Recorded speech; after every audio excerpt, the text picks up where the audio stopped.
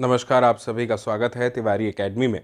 आज हम बात करने वाले हैं कक्षा 7 के लिए हिंदी व्याकरण के अध्याय 10 की, जिसका शीर्षक है संज्ञाओं का रूप परिवर्तन यानी चेंज इन नाउन्स। तो चलिए शुरू करते हैं। और जैसा कि आप देख रहे हैं कि अध्याय की शुरुआत में हमसे कहा गया है कि संज्ञा सर्वनाम शब्दों के कारकों के रूप में लिंग वचन के अनुसार परिवर्तन आ जाता है। आप जानते हैं कि हमने इसके पिछले अध्यायों में संज्ञा क्या होती है, सर्वनाम क्या होते हैं, कारक क्या होते हैं, कारक चिन्ह क्या होते हैं, लिंग वचन, इन सब पे चर्चा कर ली है। हम ये भी जानते हैं कि कोई वाक्य में यदि लिंग बदल जाए तो उसमें एक परिवर्तन आ जाता है, वचन बदल जाए तो परिवर्तन आ जाता है, संज्ञा बदल जाए, सर्वनाम बदल जाए तो भी जो है परिवर्तन आता है। इसे ही रूप परिवर्तन या रूप रचना कहते हैं। ध्यान रहे कि कारकीय रूप रचना के लिए मूल संज्ञा शब्द विकृत रूप धारण करते हैं तो उनमें निम्नलिखित परिवर्तन किया करते हैं। यहाँ प्रत्येक वर्ग की संज्ञाओं के उदाहरण दिए जा रहे हैं। देखिए, किसी भी चीज़ की जब हम कोई परिभाषा पढ़ते हैं, मान लीजिए कि हमने संज्ञा की परिभाषा पढ़ी, तो परिभाषा हमें तब तक बहुत अच्छे से समझ में नहीं आएगी जब तक कि हम उसके उदाहरणों से परिचित ना हों। और अगर वह उन उदाहरणों का प्रयोग हम अपने रोज़ के दैनिक जीवन में करते हैं तो और अच्छे से हमें परिभाषा समझ में आ जाती है। अब देखिए, यहाँ पर भी हम जो पढ़ने वाले हैं आज, संज्ञाओं के रूप में परिवर्तन या संज्ञाओं का रूप परिवर्तन, इसके उदाहरण देखेंगे। जितने उदाहरण देखेंगे उतने अच्छे से चीज़ें हमारे सामने स्पष्ट हो जाएगी। जैसे अकारांत पुल्लिंग शब्द है बालक। अकारांत से तात्पर्य है ऐसा शब्द जिसके अंत में अ की ध्वनि निकलती है। जैसे जब मैं आपसे कहता हूँ बालक, तो क आया अंत में, तो क बोलिए एक बार। क में अ की ध्वनि आ रही है आपको, है ना। क जो है वो एक ऐसा वर्ण है जिसमें जो आप कहेंगे ऐसा व्यंजन है जिसमें जो स्वर है वो अ है, निकलता है उसकी ध्वनि के साथ में। स्पष्ट है? ठीक है। तो ऐसे कुछ शब्द हमें देखने हैं, अकारांत पुल्लिंग शब्द। तो ये सबसे पहला शब्द है बालक। अब इसको थोड़ा समझिएगा। 3 कॉलम है, एक है कारक, एक है एकवचन और एक है बहुवचन। ये सब हमने पढ़ लिया पिछले अध्यायों में। मेरा आपसे निवेदन है कि अगर आपने पिछले वीडियोस नहीं देखे हैं तो कृपया उन्हें देखें।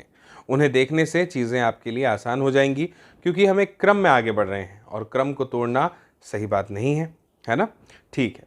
अब देखिए, सबसे पहले अगर कर्ता के रूप में देखें, यहाँ पे बालक ने कुछ करना है, तो या तो एक वचन में बालक आएगा या फिर बालक ने, इसका प्रयोग करेंगे। अगर बहुवचन हो जाते हैं तो फिर बालक का हो जाएगा बालकों ने। सरल है बहुत। अच्छा, अगर कर्म की बात हो, जैसे बालक को, तो और बहुवचन में क्या हो जाएगा? बालकों को। करण की बात करें तो बालक से या बालक के द्वारा, यही बहुवचन में क्या हो जाएगा? बालकों से या बालकों के द्वारा। संप्रदान की बात करें तो एक वचन में क्या होगा? बालक को या बालक के लिए। संप्रदान मतलब जिसके लिए की बात हो रही है ना, कि किसके लिए किया जा रहा है, जिसके लिए, वो। तो बहुवचन में क्या हो जाएगा? बालकों को या बालकों के लिए। अपादान में क्या होगा? बालक से, और बहुवचन में हो जाएगा बालकों से। संबंध की बात करें तो यहाँ पे है बालक का, बालक के या बालक की। किसी से भी संबंध हम अगर बताएंगे किसी बालक का, तो उसमें यही तो हम कारक चिन्हों का प्रयोग करेंगे, या तो का या के का या की का, है ना। स्पष्ट है? बालक का, बालक के, बालक की। अगर हम इसके बहुवचन पे आ जाएं तो क्या हो जाएगा? बहुवचन में बालकों का, बालकों के और बालकों की, इस तरह से। इसके बाद में अगर अधिकरण की बात करें तो बालक में या बालक पर, और बहुवचन की बात करें तो बालकों में या बालकों पर। संबोधन कैसे होगा? हे बालक या हे बालकों, बहुवचन में हे बालकों, इस तरह से। स्पष्ट है? तो ये कौन सा शब्द था? अकारांत पुल्लिंग शब्द था। पुल्लिंग शब्द था और अकारांत था, यानी इसका अंत अ से होता था। अब हम ऐसे शब्द पे आ रहे हैं जो आकारांत पुल्लिंग शब्द है, जिसका अंत अ से नहीं आ से होता है। जैसे राजा। तो अब देखिए, कर्ता में वही क्या हो जाएगा? राजा ने, और बहुवचन में हो जाएगा राजाओं ने। कर्म में हो जाएगा राजा को, और बहुवचन में हो जाएगा राजाओं को। करण में हो जाएगा राजा से या राजा के द्वारा, और बहुवचन में हो जाएगा राजाओं से या राजाओं के द्वारा।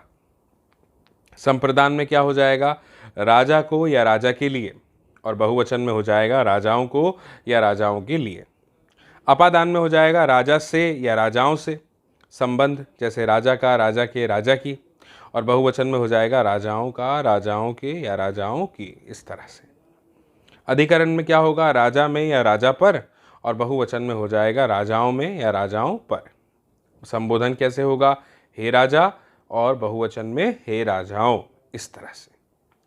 इसके बाद में है इकारांत पुल्लिंग शब्द मुनि। इकारांत यानी ऐसा शब्द जिसके अंत में छोटा ई आता है, मुनि, इस तरह से। तो कारक देखें, करता है, एक वचन में क्या होगा, मुनि ने, बहुवचन में हो जाएगा मुनियों ने। कर्म में क्या होगा, मुनि को या मुनियों को, बहुवचन में हो गया। करण में है मुनि से, मुनि के द्वारा, एक वचन में, और बहुवचन में मुनियों से, मुनियों के द्वारा। संप्रदान की बात करें तो मुनि का मुनि के लिए एक वचन हो गया, और मुनियों को मुनियों के लिए बहुवचन हो गया। अपादान की बात करें तो मुनि से एक वचन हो गया और मुनियों से बहुवचन हो गया। संबंध की बात करें तो मुनि का, मुनि के, मुनि की, ये एक वचन है, और मुनियों का, मुनियों के, मुनियों की, ये बहुवचन है। अधिकरण की बात करें तो मुनि में, मुनि पर, ये एक वचन हो गया, और मुनियों में, मुनियों पर, ये बहुवचन हो गया। संबोधन की बात करें तो हे मुनि एक वचन में, और बहुवचन में हे मुनियों, इस तरह से। फिर है ईकारांत पुल्लिंग शब्द, यानी बड़ी ई से जिसका अंत हो, ऐसा शब्द, जैसे हाथी। तो कारक यानी कर्ता में बात करें तो हाथी ने, और बहुवचन में हो जाएगा हाथियों ने। कर्म की बात करें तो हाथियों को, और बहुवचन में हो जाएगा हाथियों को, हाथी को और हाथियों को। करण की बात करें तो हाथी से या हाथी के द्वारा, बहुवचन में हो जाएगा हाथियों से या हाथियों के द्वारा। संप्रदान, हाथी को हाथी के लिए एक वचन, हाथियों को हाथियों के लिए बहुवचन। अपादान, एक वचन हाथी से, बहुवचन हाथियों से। संबंध, एक वचन हाथी का, हाथी के, हाथी की, बहुवचन हाथियों का, हाथियों के, हाथियों की। अधिकरण, एक वचन हाथी में, हाथी पर, बहुवचन हाथियों में, हाथियों पर। संबोधन, एक वचन हे हाथी, बहुवचन हे हाथियों, इस तरह से। फिर है उकारांत पुल्लिंग शब्द, यानी ऐसा शब्द जिसके अंत में छोटे ऊ की ध्वनि निकलती है, जैसे गुरु। तो कर्ता क्या हो जाएगा, गुरु ने, एक वचन में, और बहुवचन में हो जाएगा गुरुओं ने। यहीं पर अगर कर्म की बात करें तो एक वचन हो जाएगा गुरु को, और बहुवचन हो जाएगा गुरुओं को। फिर करण की बात करें तो एक वचन होगा गुरु से, गुरु के द्वारा, और बहुवचन हो जाएगा गुरुओं से, गुरुओं के द्वारा। अगर संप्रदान की बात करें तो एक वचन होगा गुरु को, गुरु के लिए, और बहुवचन हो जाएगा गुरुओं को, गुरुओं के लिए।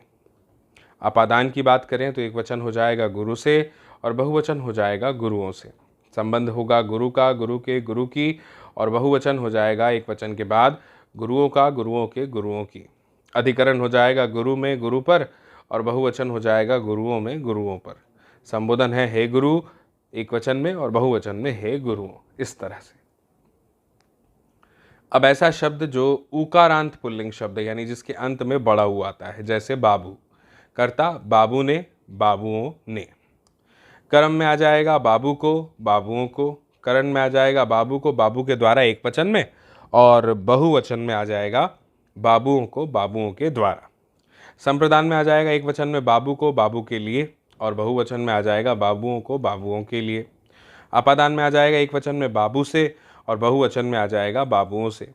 संबंध में आ जाएगा बाबू का, बाबू के, बाबू की, और अगर बहुवचन की बात करें तो आएगा बाबुओं का, बाबुओं के, बाबुओं की।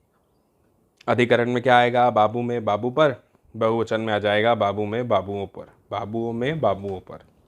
संबोधन है हे बाबू, एक वचन, और बहुवचन के लिए हे बाबू, इस तरह से। अब देखते हैं पुल्लिंग शब्द के बाद स्त्रीलिंग शब्द जो अ से अंत होते हैं। अकारांत स्त्रीलिंग शब्द जैसे बहन। तो कर्ता में हो जाएगा क्या, बहन ने, बहुवचन में हो जाएगा बहनों ने।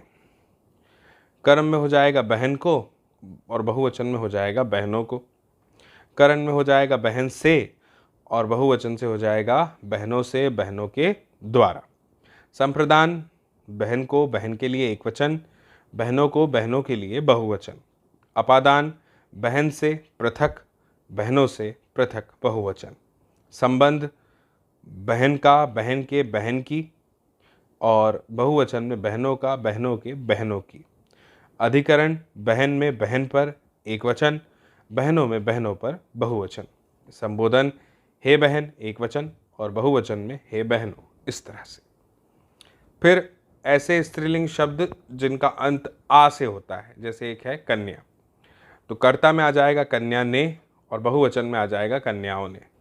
कर्म में आएगा कन्या को, बहुवचन में आएगा कन्याओं को। करण में एक वचन में आएगा कन्या से, कन्या के द्वारा, और बहुवचन में आ जाएगा कन्याओं से, कन्याओं के द्वारा। संप्रदान में कन्या को कन्या के लिए एक वचन में और कन्याओं को कन्याओं के लिए बहुवचन में।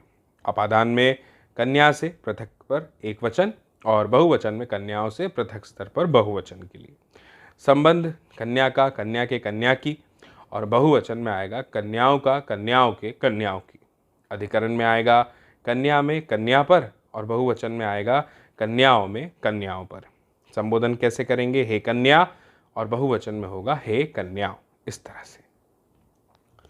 इकारांत स्त्रीलिंग शब्द है देवी, जिसका अंत बड़ी से हो रहा है। जैसे कर्ता में आएगा देवी ने, बहुवचन में आ जाएगा देवियों ने। कर्म में आएगा देवी को एक वचन और बहुवचन में हो जाएगा देवियों को। इसके बाद में करण में आ जाएगा देवी से देवी के द्वारा एक वचन में और बहुवचन में आएगा देवियों से देवियों के द्वारा। संप्रदान की बात करें तो इसमें एक वचन में आएगा देवी को देवी के लिए और बहुवचन में आ जाएगा देवियों को देवियों के लिए। अपादान की बात करें तो इसमें एक वचन में आएगा देवी से पृथक और बहुवचन में आएगा देवियों से पृथक। संबंध में आएगा देवी का देवी के या देवी की और बहुवचन में आ जाएगा देवियों का देवियों के या देवियों की।